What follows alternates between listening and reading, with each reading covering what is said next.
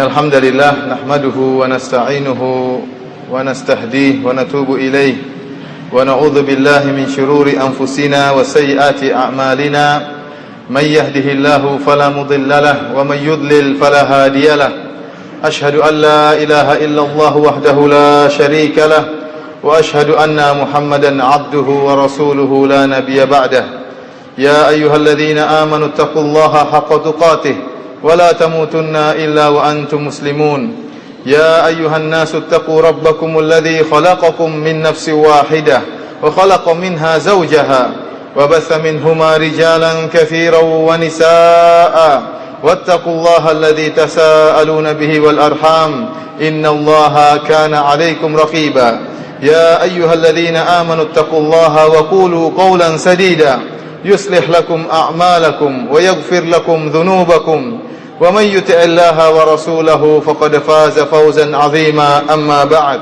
فإن أصدق الحديث كتاب الله وخير الهدي هدي محمد صلى الله عليه وسلم وشر الأمور محدثاتها فإن كل محدثة بدعة وكل بدعة ضلالة وكل ضلالة في النار.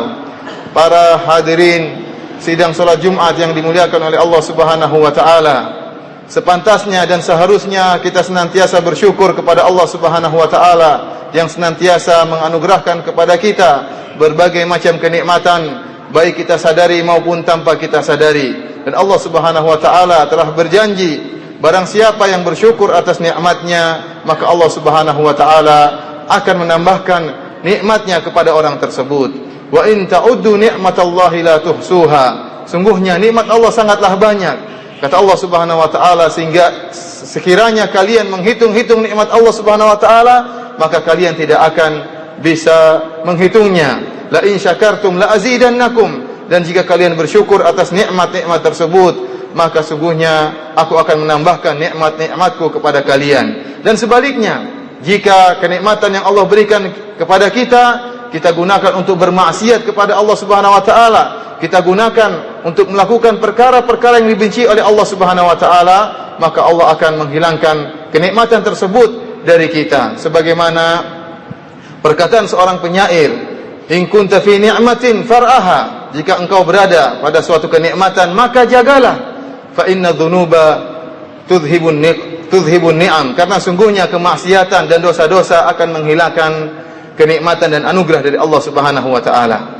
Para hadirin yang dirahmati oleh Allah Subhanahu wa taala, sungguhnya sifat kemunafikan merupakan sifat yang sangat dibenci oleh Allah Subhanahu wa taala. Dan Allah Subhanahu wa taala telah mengingatkan kaum mukminin akan bahaya kemunafikan, dan Allah menjelaskan sifat-sifat orang munafik dalam banyak ayat dalam Al-Qur'an. Bahkan Allah Subhanahu wa taala mengkhususkan dalam satu surat yang disebut dengan surat Al-Munafiqin dalam Al-Qur'an, yang menjelaskan akan bahayanya orang-orang munafik. Pantas saja dalam surat tersebut Allah mengatakan, humul adu fahdharhum qatalahumullah.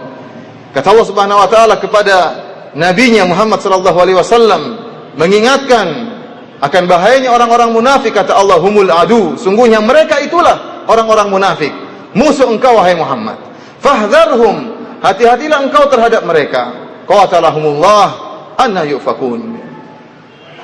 Sungguhnya musuh-musuh Islam dari kalangan orang-orang kafir sangatlah banyak, dari berbagai macam pemikiran, dari berbagai macam millah, agama yang menyerang kaum muslimin di penjuru bumi ini dari zaman dahulu hingga zaman sekarang. Akan tetapi bahaya kekufuran orang-orang munafik lebih bahaya dari mereka. Kenapa bisa demikian para hadirin yang dirahmati oleh Allah Subhanahu wa taala? Karena orang-orang munafik mereka menampakkan keislaman, KTP mereka KTP Islam, akan tapi batin mereka menyembunyikan kekufuran. Mereka hidup di tengah-tengah kaum muslimin, mereka hidup di tengah-tengah kaum mukminin, akan tetapi mereka berusaha untuk menghancurkan agama Islam, berusaha untuk menghancurkan kaum muslimin. Terlebih-lebih lagi orang-orang munafik yang hidup di zaman Nabi sallallahu alaihi wasallam. Mereka melihat Nabi sallallahu alaihi wasallam, Mereka melihat mukjizat Nabi sallallahu alaihi wasallam. Mereka salat bersama para sahabat. Mereka membayar zakat sebagaimana para sahabat membayar zakat. Mereka menyaksikan mukjizat Nabi sallallahu alaihi wasallam. Akan tetapi karena hasad yang ada dalam batin mereka, karena kebencian yang terdapat dalam batin mereka, mereka pun berbuat nifak, tidak berani menampakkan kemunafikan mereka di hadapan Rasulullah sallallahu alaihi wasallam. Batin mereka menyembunyikan kekufuran dan mereka menampakkan keislaman. Oleh karenanya bahaya mereka lebih berbahaya daripada orang-orang kafir yang jelas yang memerangi kaum muslimin. Karena bahaya orang-orang munafik senantiasa mengintai dan terus berlanjut bersama perjalanan kaum muslimin. Pantas saja jika Allah mengatakan humul adu, mereka itulah musuh, dan berhati-hatilah. Oleh karenanya Allah Subhanahu wa taala menghukumi orang-orang munafik dalam neraka jahanam yang paling dasar. Kata Allah Subhanahu wa taala, innal munafiqina fid darkil asfali minan nar. Sungguhnya orang-orang munafik berada di dalam neraka jahanam yang paling dasar, karena mereka telah menggabungkan antara kekufuran dan penipuan. Mereka kufur kepada Allah Subhanahu wa taala, mereka kufur kepada Rasulullah sallallahu alaihi wasallam, dan mereka menipu kaum muslimin dan berusaha untuk menipu Allah dan berusaha untuk menipu Rasulullah sallallahu alaihi wasallam. Oleh karenanya mereka datang kepada Nabi sallallahu alaihi wasallam, "Idza ja'akal munafiquna qalu nashhadu innaka la Rasulullah." Mereka datang kepada Rasulullah sallallahu alaihi wasallam dan bersumpah mengatakan, "Demi Allah kami bersaksi bahwasanya engkau sungguh-sungguh adalah utusan Allah Subhanahu wa taala. Wallahu ya'lamu innaka la rasuluh, wallahu yashhadu innal munafiqina lakadzibun." Akan tapi Allah bantah mereka. Allah katakan bahwasanya kalian orang-orang munafik sungguh-sungguh benar-benar merupakan para pendusta. Para hadirin yang dirahmati oleh Allah Subhanahu wa taala. Jikalau di zaman Nabi sallallahu alaihi wasallam tatkala Islam di puncak cahaya keislaman, para sahabat begitu gigihnya menampakkan Islam, masih terdapat orang-orang munafik. Bagaimana di zaman sekarang ini yang Islam semakin jauh dari ajaran yang murni, yang mulai timbul banyak penyimpangan, mulai timbul banyak pemikiran yang jauh dari ajaran Islam yang murni. Tentunya bahaya orang-orang munafik masih terus kita khawatirkan. Allah Subhanahu wa taala berfirman, "Wala ta'rifannahum min fi lahnil qaul." Kalian akan mengetahui mereka dari pembicaraan mereka. Meskipun orang-orang munafik di zaman sekarang ini berusaha untuk menyembunyikan kebusukan kemunafikan mereka, akan tapi suatu saat akan nampak. Mereka akan menampakkan kebencian mereka kepada Rasulullah sallallahu alaihi wasallam. Mereka akan menampakkan kebencian mereka terhadap sunnah-sunnah Nabi sallallahu alaihi wasallam. Mereka tidak suka dengan ajaran Islam. Mereka berusaha merusak ajaran Islam. Oleh karenanya Allah Subhanahu wa taala menyebutkan sifat-sifat mereka di awal dari surat Al-Baqarah. Wa idza qila lahum la tufsidu fil ardi qalu innama nahnu muslihun. Ala innahum humul mufsidun walakin la yash'urun. Jika dikatakan kepada mereka orang-orang munafik, janganlah kalian melakukan kerusakan dalam hal agama. Orang-orang munafik di zaman Nabi sallallahu alaihi wasallam merusak agama Islam, bukan merusak yaitu merusak bumi atau merusak tanaman, merusak hewan ternak, tidak, tetapi mereka merusak agama. Tatkala mereka ditegur, mereka berkata, "Innama nahnu muslihun." Sungguhnya kami ingin melakukan perbaikan. Ini nampak oleh sebagian orang-orang yang berKTP Islam, yang mengaku-ngaku ingin melakukan perbaikan dalam agama Islam. Mereka mengatakan bahwasanya sekarang ajaran Islam tidak lagi cocok dengan zaman yang ada. Sekarang sunnah Rasulullah SAW tidak pantas untuk diterapkan di zaman ini. Sekarang tidak pantas untuk para wanita memakai jilbab. Sekarang demikian dan demikian. Mereka tidak suka dengan ajaran Islam. Tatkala kita tegur mereka, kata mereka, "Innama nahnu muslihun." Kami sebenarnya ingin mengadakan perbaikan. Ala innahum humul mufsidun, kata Allah, mereka itulah yang merusak ajaran Islam.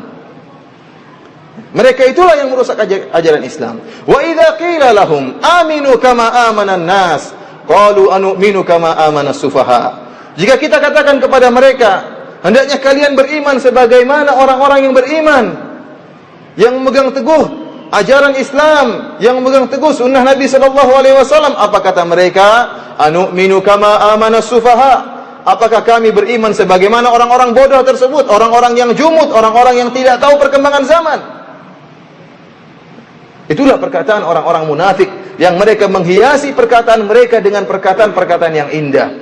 Kata Allah Subhanahu wa taala, "Wa idza ra'aitahum tu'jibuka ajsamuhum wa iyaqulu tasma' liqaulihim. Jika engkau melihat mereka akan mengagumkan engkau, dan jika engkau mendengar perkataan mereka, engkau akan memperhatikan perkataan mereka yang sangat indah. Oleh karenanya, para hadirin dirahmati oleh Allah Subhanahu wa taala, kita harus berhati-hati dari bahaya laten, bahaya kemunafikan yang sekarang muncul di tengah kaum muslimin dengan nama-nama yang indah. Mereka berusaha merusak sunnah Nabi SAW, berusaha merusak ajaran Islam. Akan tapi Allah Subhanahu wa taala senantiasa menjaga agamanya dengan memunculkan orang-orang membela agama ini. Para hadirin dirahmati oleh Allah Subhanahu wa taala, para ulama telah membagi kemunafikan menjadi dua. Kemunafikan i'tiqadi, yaitu kemunafikan yang mengeluarkan seorang dari Islam. Adapun jenis kedua yaitu kemunafikan nifak amali, yaitu kemunafikan yang tidak mengeluarkan seorang dari Islam. Akan tapi barang siapa yang melakukannya, sungguhnya dia telah bertasyabbuh dan meniru-niru orang-orang munafik. Di antaranya sabda Nabi SAW untuk jenis kemunafikan yang kedua, arba'atun man kunna fihi kana munafikan khalisan, wa man kanat fihi khoslatun minhunna kanat fihi khoslatun minan nifaq hatta yada'aha. Kata Nabi SAW, ada 4 perkara yang jika terdapat pada seseorang, maka orang itu adalah seorang munafik yang murni. Dan jika terdapat salah satu dari 4 perkara tersebut pada orang ini, maka sungguhnya pada dirinya ada cabang-cabang kemunafikan sampai dia tinggalkan perkara tersebut. Apa 4 perkara tersebut? Kata Nabi SAW, idza haddatsa kadzaba, jika dia berkata dia berdusta. Wa idza wa'ada akhlafa, jika dia berjanji dia mengingkari. Wa idza ahada ghadara, jika dia telah melakukan perjanjian kemudian dia berkhianat. Wa idza khasama fajara, dan jika dia bermusuhan maka dia melakukan kefajiran. Dalam hadis yang lain Rasulullah SAW menyebutkan sifat yang kelima. Alamatul munafik salasun, kata Nabi SAW, sungguhnya tanda-tanda orang munafik ada 3. Di antaranya kata Nabi SAW, wa idza tumina khana, dan jika dia telah diberi amanat maka dia pun berkhianat. Ketahuilah para hadirin yang dirahmati oleh Allah Subhanahu wa taala, 5 sifat kemunafikan ini yang merupakan nifak amali banyak tersebar di antara kaum muslimin yang sangat menyedihkan. Betapa banyak kaum muslimin yang jika mereka berkata mereka berdusta, dan jika mereka berjanji mereka mengingkari, dan jika mereka telah membuat transaksi mereka berbuat curang, dan jika mereka bermusuhan maka mereka akan berbuat kefajiran, dan jika mereka diberi amanah maka mereka akan berkhianat. Betapa banyak sifat-sifat ini tersebar di kaum muslimin. Seorang berjanji kemudian dia menyelisihi. Bahkan terkadang dia bersumpah dengan menyebut nama Allah, akan tapi dia bermaksud untuk menipu pendengarnya. Dia menyelisih janji tersebut. Seorang telah mengadakan transaksi dengan perjanjian yang telah ditentukan, kemudian dia berbuat curang. Dia tidak menepati perjanjian tersebut. Dia tidak menepati transaksi tersebut. Seorang diberi amanat, kemudian dia berkhianat, tidak menunaikan amanat tersebut. Ini ciri-ciri kemunafikan yang banyak tersebar di kaum muslimin yang sungguh sangat menyedihkan. Akan tetapi, jika kita dapati seorang terkumpulkan pada dirinya ciri-ciri tersebut, maka kita khawatirkan lama kelamaan maka dia akan terjerumus dalam kemunafikan yang besar. Kemunafikan yang bisa mengeluarkan dia dari Islam. Karena sifat-sifat munafik tersebut memang tidak mengeluarkan dari Islam, tapi lama kelamaan jika terus dia melakukan amalan-amalan tersebut, maka namanya maksiat akan mengantarkan kepada kekufuran. Oleh karenanya kita berlindung kepada Allah Subhanahu wa taala dari sifat-sifat kemunafikan, dan kita mohon kepada Allah Subhanahu wa taala agar membersihkan kaum muslimin dan menjauhkan kaum muslimin dari sifat-sifat kemunafikan ini. Aqulu qauli hadza astaghfirullah li wa lakum wa lisairil muslimin innahu huwal ghafurur rahim.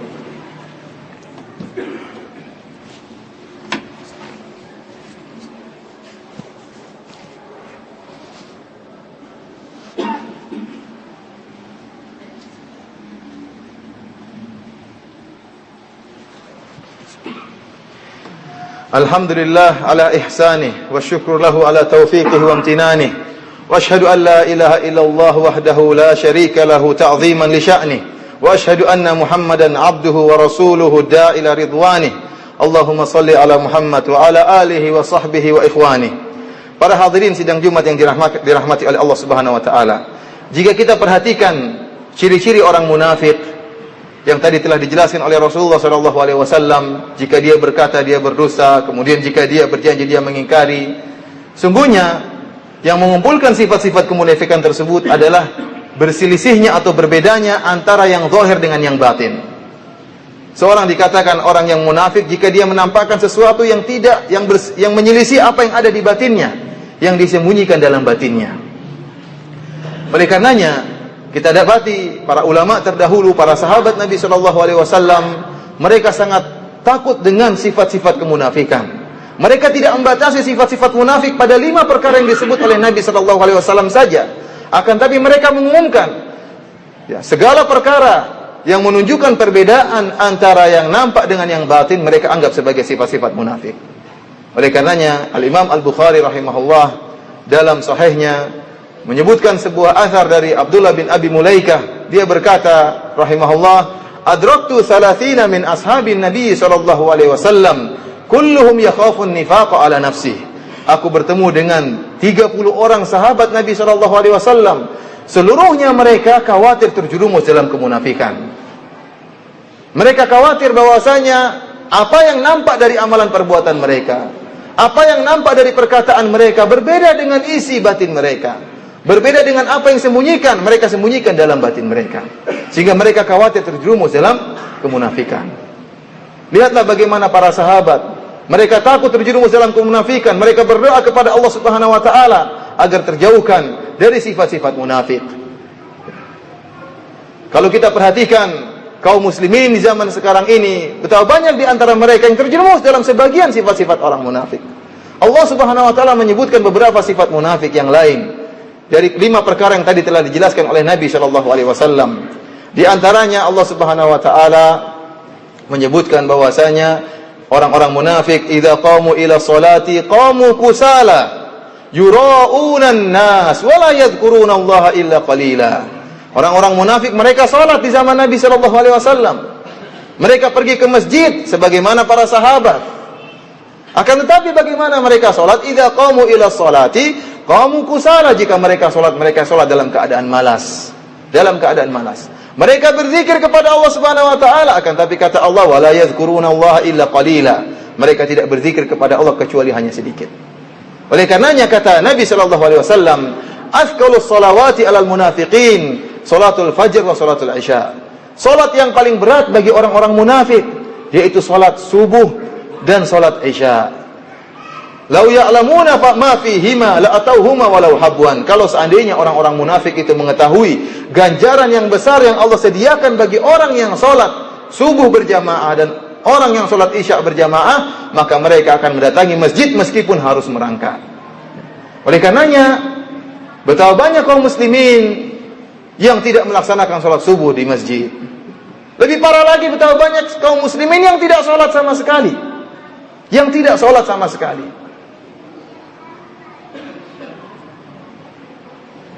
Oleh karenanya para hadirin dirahmati oleh Allah Subhanahu wa taala, marilah kita mengajak kaum muslimin agar kembali memegang teguh sunnah Nabi sallallahu alaihi wasallam, kembali mempelajari ajaran-ajaran Islam agar terhindar dari sifat-sifat orang-orang munafik. Ya. Jangan sampai kita terjerumus dalam sifat-sifat kemunafikan tanpa kita sadari. Oleh karena Nabi sallallahu alaihi wasallam pernah bersabda dalam satu hadis yang sahih yang diriwayatkan oleh Imam Muslim, tatkala Rasulullah SAW menyebutkan tentang seorang munafik, kata Nabi SAW, wa in shalla wa shama wa za'ama annahu muslim. Dia itu orang munafik, kata Nabi SAW. Meskipun dia salat, meskipun dia puasa dan menyangka dia adalah seorang muslim. Kenapa tatkala dia melaksanakan ibadah sebagaimana orang-orang munafik terdahulu, tidak menjalankan ibadah sebagaimana mestinya, sebagaimana seorang muslim? Oleh karenanya marilah kita berlindung kepada Allah Subhanahu wa taala dari sifat-sifat kemunafikan, dan kita berdoa kepada Allah Subhanahu wa taala agar menjadikan apa yang kita tampakkan di hadapan manusia sesuai dengan apa yang kita sembunyikan di batin kita, agar perkataan kita sesuai dengan hati kita dan perbuatan kita sesuai dengan hati kita. Innallaha malaikatahu yusholluna 'alan nabi ya ayyuhalladzina amanu shallu 'alaihi wa sallimu taslima. Allahumma shalli 'ala Muhammad wa 'ala ali Muhammad كما صليت على إبراهيم وعلى آل إبراهيم إنك حميد مجيد وبارك على محمد وعلى آل محمد كما باركت على إبراهيم وعلى آل إبراهيم إنك حميد مجيد اللهم آت نفوسنا تقواها وزكها أنت خير من زكاها أنت وليها ومولاها اللهم أصلح ديننا الذي فيه اسمة أمرنا وأصلح دنيانا التي فيها معاشنا وأصلح آخرتنا التي إليها معادنا واجعل الحياة زيادة لنا في كل خير واجعل الموت راحة لنا من كل شر اللهم اغفر للمسلمين والمسلمات والمؤمنين والمؤمنات الأحياء منهم والأموات ربنا آتنا في الدنيا حسنة وفي الآخرة حسنة وقنا عذاب النار وأقيموا الصلاة